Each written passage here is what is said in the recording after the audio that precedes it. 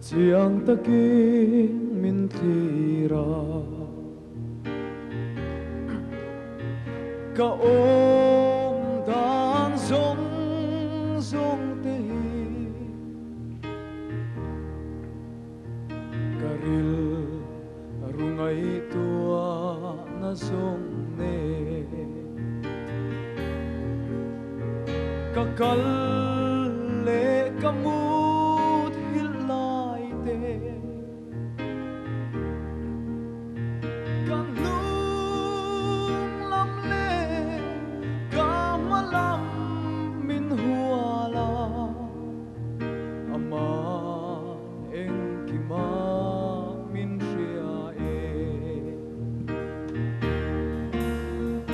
ama eng kima min ria e ama eng kima min ria e etiang em ria chian na hi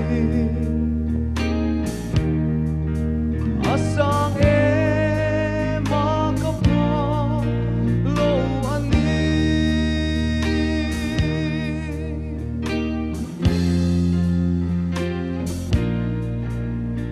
lalba tharang te atahi khoya nge kakal ang le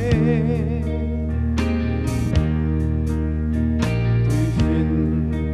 ria chumril lama te fan sang le se o lama te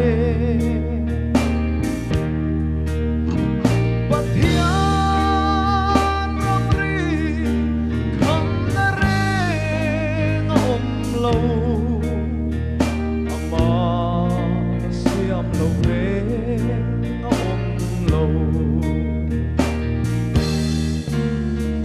ama eng kima min ria e ama eng kima min ria e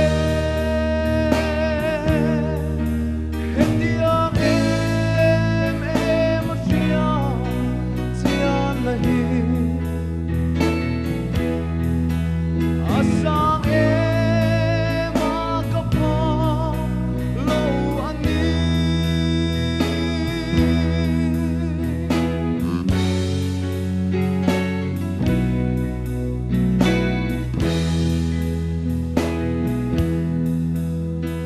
kangai tua na sual ka